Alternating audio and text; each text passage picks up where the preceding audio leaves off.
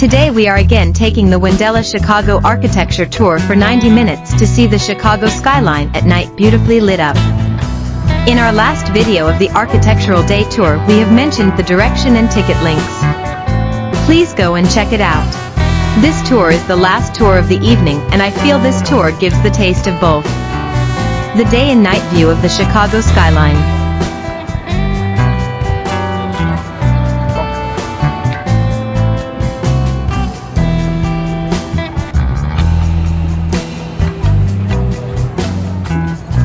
And we're already passing buildings. To our right is the second tallest building in Chicago. It is a tall concrete building wrapped in glass. The Trump International Hotel. We have a brown building with a few rotundas on. Took workers inside directly from their homes to their offices without ever having cars, and highways are becoming much more accessible to the common person. So the architect Bertrand pulled back into downtown Chicago. Speaking of, across the street, construction on Marina City was so weird that in February of 1962, it's neoclassical or postmodern architecture, where the old meets the new. So it has Roman-style arches and columns at the base, modern warehouse upon warehouse, like the Reed Murdoch Center on our right again. Murdoch Center, like many buildings here in Chicago, is built like a fortress. It is a building with one purpose in giving it a new lease on life. So nowadays, the with the glass one on our right, 300 North LaSalle is a LEED Platinum certified building by Picard Schulten. LEED green roofs to collect and use rainwater for use when it went in. Now, Chicago locals can tell you that this is a massive landmark on our right. Now remember this description, it will come up a ton on our tour. Yeah, that's what you see. Today it is Wolf Point East 66 residents, which is still roughly the ratio of Bowling 5 at the bottom and those apartments with the balconies on top branch of the Chicago River. It sits next to the oldest building we'll see on the tour. Terry Reese is one of the architects that we see returning a lot in this tour. We talk about him the most through the Chicago River. Since become commodified, to the point that 3 of the 4 original owners of the Chicago River cottages remain in their units. Its former membership includes Barack and Michelle Obama, Michael Jordan, and Oprah Winfrey. Take note of these windows right here on the western portion of the building. They are not original to the building itself. That's because it was built next to the Chicago River today. And 4, they had even broken ground on their construction, even a new lease on life. It was originally built in 1911 by Nimmons and Fellows, another returning architect. We have George Nimmons at the Reed Murdoch Center earlier. If you look at these, number 1, it gives the interior of the building much more space, and number 2, it gives the exterior of the building a much more intricate design. We'll connect you to the ward, which we just saw. Then your order would be processed in a building, clear and free for all. That is Earth, and no private development is allowed to happen east of Lakeshore Drive. And neighbors trying to prevent their private buildings from obstructing public access to the river.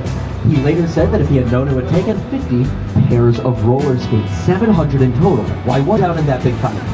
But here's what Pet and Joliet to the largest body of water they knew. At the time, it was called the Ocean of the Illinois. Nowadays, it's called Lake Michigan. We'll see it pretty soon. And as they're traveling, Marquette and Joliet keep hearing the Potawatomi saying a very specific word over and over and over again. Chicago. So, being the explorers that they were, that's going to call their new settlement, and they decide on Chicago, based on that Potawatomi word Chicago. And then in 1837, we were officially incorporated as the city of Chicago. This decision makes our name just a little bit permanent now. And I say that because I genuinely do not believe 3 days that it would burn. And the only reason we started as far east as the Chicago fire would spread is that Lake Michigan used to be right there to stop it. The fire started on the west side. It creates wind. That wind becomes so strong, it starts picking up, smoldering, and flaming bits of ash and debris, carrying it across the Chicago River and planting it down on the south side and eventually the north side, which we're passing. 300,000 mothers, wives, husbands, fathers, cousins, children, people who meant something to someone. There were 300,000 on October 11th, and rise on October 12th, and rise again on the 13th, again the 14th, the 15th. Time itself was moving on, and so too would Chicago. We would need to put a second city on the ashes of the first one, which is why we're called the second city. Not because we're second to New York, not because of the Comedy Club from 1959, but because we put a second city on the ashes of the first one. But the first order of business, we wanted to know what happened. There was an investigation following the fire. You might have noticed that all of this began with the story goes that Catherine O'Leary went out to milk Daisy.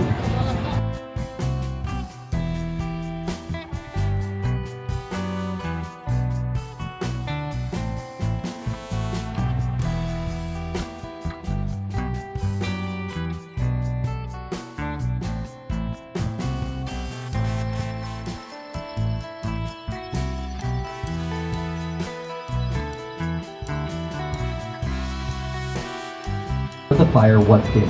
The truth is, we will never actually know, but we will know why it got so bad.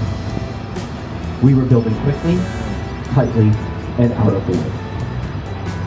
So we would start to build the second city, taking lessons from the first and making a better city on top of it. That's where the North Branch of the Chicago River splits off with a really good photo opportunity down the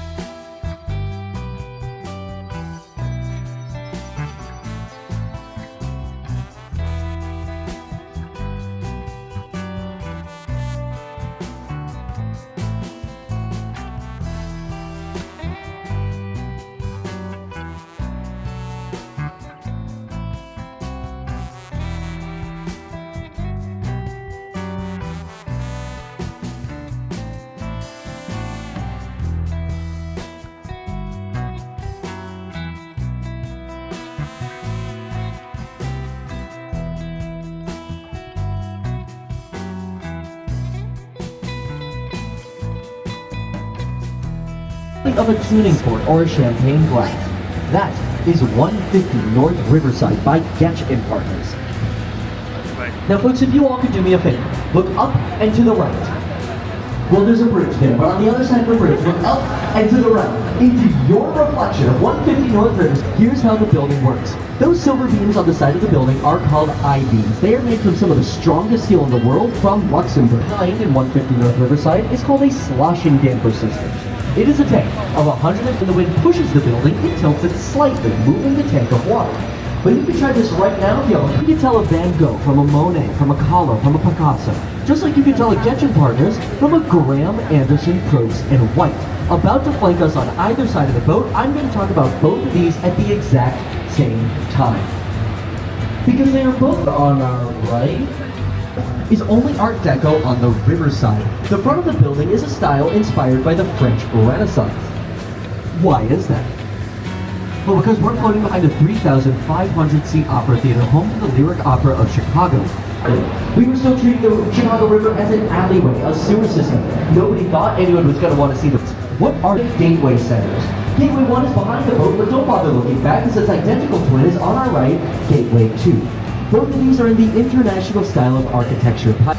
If you looked at those very narrow vertical beams between all the windows and said, "Hey Joel," it ain't like that. Second of all, you're exactly right. Those are the orange face, and next to it is a small black building with ex-architect Dr. Fazler Khan as its lead engineer.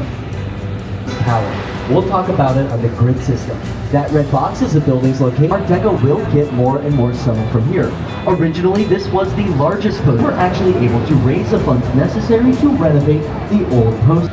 We have an architect making a return appearance. Remember when I said a Kahlo from a Picasso? Well, I want you to look at the Grand Goldberg, the guy who made the car thing. The Corncob Towers, the same exact city within a city concept. This time not to attract people to live in downtown Chicago, but to the south side of Chicago.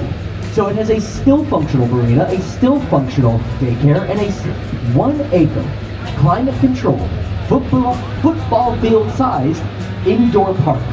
Though she and Daisy did not. And I think to prove that the city of Chicago is the absolute undisputed comedy capital of the world.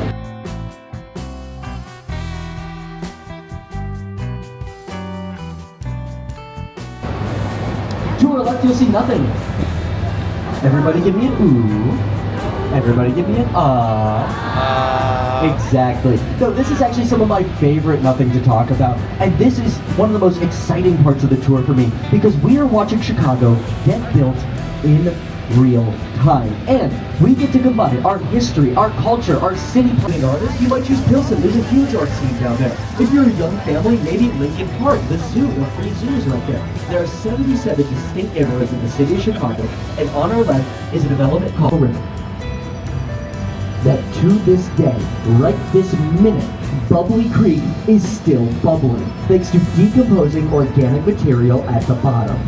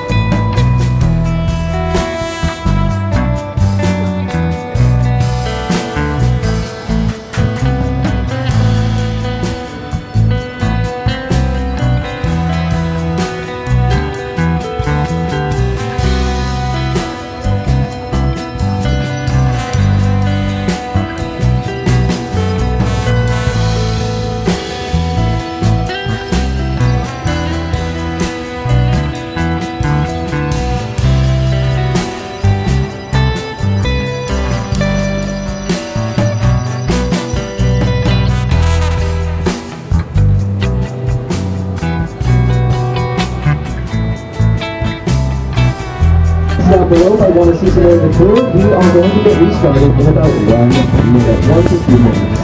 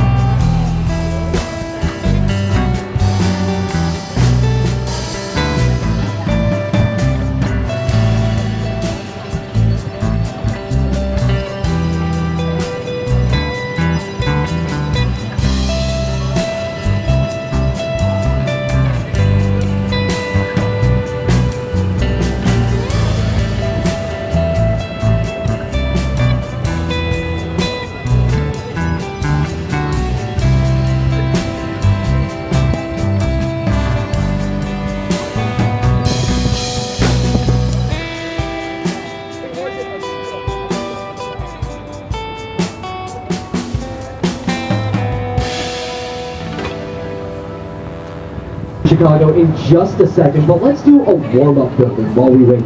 So, ahead of the boat and on the right, we have a building with a lot of orange lights on it, and has a small blue light lighting a statue at the very top of it. That is the Chicago Board of Trade building. It was built in 1937, and at the time it was built, it was the tallest building in the world. It is in the Art Deco style of architecture, ornamental base, strong vertical setbacks, ornamental top. The statue at the top is of the Roman goddess Ceres. That is where we get the word cereal, and that is where we set the grain prices for the Midwest and at large the United States. Fans of the Dark Knight series might recognize that as Batman's house, and First Gotham Bank is now on our left in the that's standing on its own. We'll be later on our wrestling audience. Ready? Here we go. So like the light comes down, like see. Coming in at 1,454 feet tall, it is 110 stories, 107 elevators, 9 boxes, arranged in a 3x3 grid. This is known as bundled tubular construction, where each box supports the weight of the other boxes. Its name is spelled S-E-A-R-M and is pronounced Willis Tower. Whoa, today it is just 27 tallest. Now, it was originally home to Sears and Roebuck. Of Sears fame, it was their headquarters. But after 9/11, people really didn't want to work in high-rises anymore, understandably so. So this is where the name change starts to happen. Sears moves out to the suburbs, and in 2004, the Blackstone Group gives principal occupancy of the building and its naming rights. But they don't actually change the name. So not many people realize that the tallest building in Chicago actually changed hands. Then along comes the Willis Insurance Company, a London-based insurance company, the same people who insured the Titanic. For just $25 million and 3 floors of the building, get the naming rights to the tallest building in Chicago and change it. From the Sears Tower to the Willis Tower, much to the uproar of many Chicagoans. Now, I, as your tour guide, am a cultural ambassador of the city of Chicago, and I will not be offended if you come up to me and say the Willis Tower. I genuinely won't be. But you are not going to try that same stunt with your bartenders tonight. Your taxi drivers. I don't even care if it's a TSA agent checking your luggage at the airport. You are not going to try that stunt because you are going to get an hours-long lecture that essentially breaks down to the following granulated nuance. It's always been the Sears Tower. Just keep calling it the Sears Tower. Don't call it anything else. So, you know what? Here's I'm saving people trouble. It's the Sears Tower. Nowadays, principal occupant of the building is United Airlines. It is their headquarters, and in their new lease, has just received the naming rights to the tallest building in Chicago. So all of you imagine what that does to a local political scene in about a year or two when the tallest building in Chicago suddenly stops being the Willis Tower and doesn't go back to the Sears Tower. Now, to our right, we have the Chicago Mercantile Exchange Building. It is the north and south tower that support the weight of trading floors in the middle. As they were built, they realized that the weight of all of the traders meeting in the middle would actually serve to bring the two towers together, weakening their structural integrity. So this kicks off the theme for the second act of our tour. When you're innovating, you have to adapt. So they changed course, and now every floor above the 11th floor of the CME building goes out imperceptibly at just 1/8 of an inch. So that way, when all of the traders meet in the middle, the two towers come together to form two perfect 90-degree angles. Now ahead of the boat and on the left, we have a dark silver building with some white structural supports on its southern end. That is the end closest to us. 100 north to Alexandria, Virginia, the kinds of tracks that change the direction of your train. And by no means are you... I tried just this in October. It's sealed off with rubber because why would a normal person want to stick their hand underneath a building? But it is still raised just a little bit above the ground. Now take notice of this address, prominently displayed here on the Chicago River, 100 North Riverside. It's a far cry from just 100 years ago, a Pacific Opera building who were using different architectural styles to make people forget about the river sides of our building. Now coming up on our right is a blinking illuminated Chicago landmark. I don't want to give it the intro it deserves. Can I get a drum roll, please? Get louder, get intense, make some noise, because folks, on the right, we have a Starbucks. Notable because Chicago was the second city to get a Starbucks, and no, that's not one of the reasons why we're called the second city. Next to it, we have a red brick building. The Great Lakes building was the first building to feature a pavilion on its riverside. This is a feature that was required by Chicago City law. Take a look at 150 Riverside, and the nice people are waiting to us on the left. You'll notice a pavilion there. That's legally mandated. But what's notable about the Great Lakes building is actually the building that came before. A temporary construction built in 1860, called the Wigwam. The Wigwam was built to house the Second Republican National Convention, where we nominated a spindly little lawyer from the state of Illinois named Abraham Lincoln to run for and become 16th president after the North Branch and the Main Branch, which we'll finish exploring now. To our right, at street level, we have a building with a very large curve on it. 333 West Wagner by Colm, Pedersen, and Fox is an example of contextualist architecture. Its building pays homage to its surroundings. So it has a 365-foot curve along the riverside to conform to the bend of the Chicago River. On its street side is a corner to conform to Chicago's grid system. Its green glass, trust me it's green, is reflective of the natural green color of the Chicago River, which we can see during the daytime thanks to algae reflecting light up off of the bottom. And movie buffs might be able to tell you that this is where Ferris Bueller's Dad lived. Now at river level on our right is the Chicago Riverwalk. It was started in 2007, its most recent edition was completed in 2017. And it's a wonderful sign of life for how far the river has come since we were treating it as an alleyway, a sewer system. Each section of the Riverwalk is called a bay. Each bay has a theme. The particular bay on our right is Fishing and Fish Hotel and has three main points of interest. Number one, this large black box. It features projectors, which project art on the mark, the largest projected art display in North America. It happens around 7:30 every single night on the weekends here in the summer. Number two, mooring spots, those little cutouts of concrete where fishermen are able to catch and release. Number three, it has greenery native to the Chicago River growing on those plant beds. The whole point of this deck is to help fish eat, breathe, and repopulate the Chicago River. At the start of the Federal Clean Air and Water Act, we only had 5 different species of marine life here in the Chicago River. But nowadays, a little over 50 years on, that number has grew to 77 distinct species of marine life, and we are constantly finding more. Our most notable recent finds have been snapping turtles and largemouth bass. But if you were going to tell someone before 2007 that you were going to have a lovely stroll on the river, they'd look at you like you were insane. That was really hard to do. You couldn't walk underneath any of those bridges. It just wasn't safe. Those little cutouts here didn't push it on the island. The closest eyelashes and silver ceiling structure on our right. However, we'll start seeing eyelashes on both ends of it. Familiar with the work of the Leo Burnett ad agency, and if you look on the right to that dark silver building, you'll be familiar with its headquarters. Head of the boat, and on the left, we have a large black box building. That is a true international style building by the man himself, Ludwig Mies van der Rohe. It was his final building for his passing in 1969. The building itself was completed in 1972 and is now the headquarters for the American Medical Association. To our right, just behind and to the left of the Morton Estate House, you'll notice a green building with a little gold on the top. That is the Carbon and Carbide building. It was built in 1928, and they say it's meant to look like the world's largest bottle of champagne in protest of prohibition.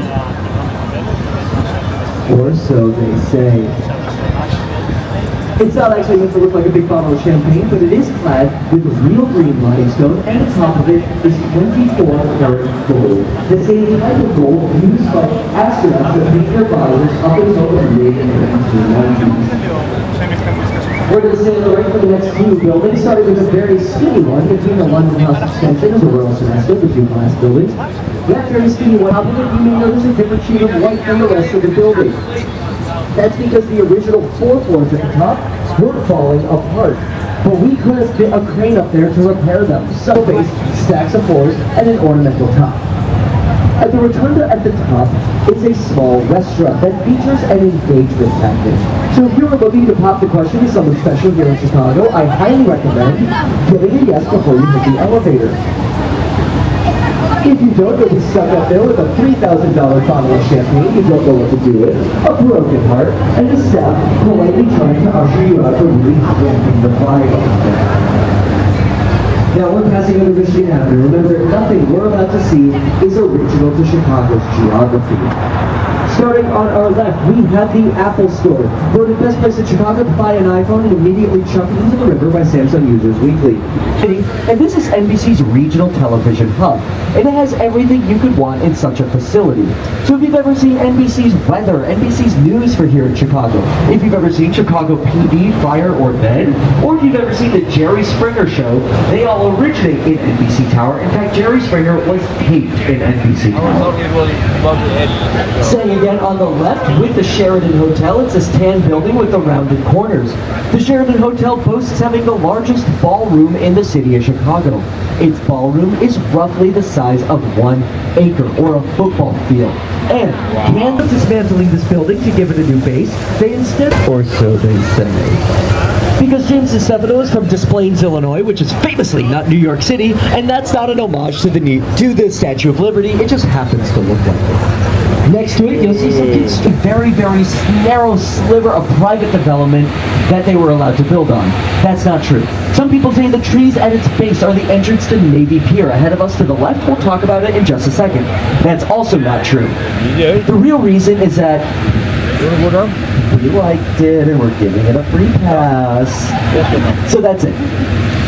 A couple rumors, the fullest view of the skyline that we are going to get from the lake. And I'm going to pause here for just a few moments to allow for pictures and videos without the grating sound of my voice in them. And we'll pick back up talking about Navy Pier ahead of us and on the right.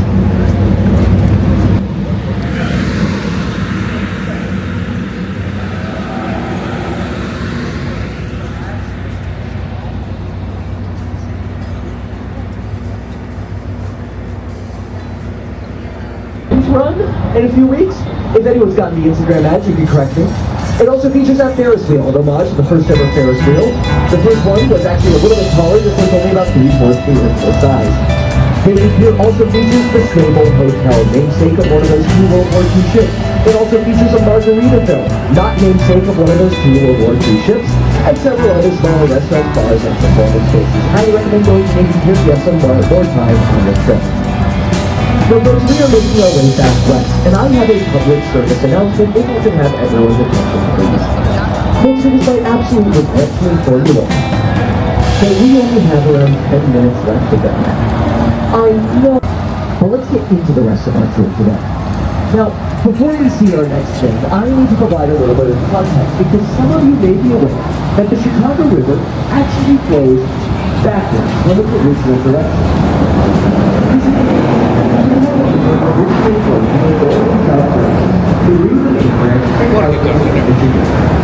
And this is what creates from that the Union South moved out into Lake Michigan, never to be heard from again. Until roughly a day or 2 later, when you drank it back into your body. Because Lake Michigan was, and we're lucky to say still is, our main source of drinking water here in Chicago. Yummy! Something had to be done about this. Instead of just not throwing our trash into the Chicago River, we instead decided to build a canal on our right. Built around the year 2000 to celebrate the 100th anniversary of the reversal of the Chicago River. On this pyramid right next to us is a spigot. That spigot shoots a huge stream of water across the river for the first 5 minutes of every hour in the daytime. And the greatest aquatic engineer. That is actually true. This is like one of the first times I've ever actually seen that fountain. Last building with a corner on the riverside. This is the Swiss Hotel, and it is the 4th, and in the distance on the left, you will see a large silver building with long black vertical windows. It has those little red lights on the side of it. That is the Aon Center. It is the 4th tallest building in the city of Chicago. It was built in 1972. Originally, when they built the building, they clad it with Italian Carrara marble, the same type of marble that Michelangelo used to make David. We drained the core in Italy of all of this marble, meaning we had to cut it very thin. We had to cut it so thin, in fact, that within just a decade, that marble started to crack off of the building. It couldn't handle Chicago's climate anymore. So, even though nothing fell off, it was still a huge risk to pedestrians, and something had to be done. They had to entirely reclad the building with granite from North Carolina. It is considered Chicago's most expensive architectural mistake. The reclad alone cost them $81 million. Now, to our right, we have the University of Chicago's Nature Center. But no, I'm not tired. I'm not showing you the same building twice. I want you to look beyond the Nature Center. Not into time and space, literally into the alleyway as we pass it. You'll see a tall black building. It has a rainbow set of lights up at the top, and two would building the most beautiful headquarters. This neo-Gothic design, based on several cathedrals throughout Spain, won. The flying buttresses, the upside-down elf, and finally, as promised, ending where we began.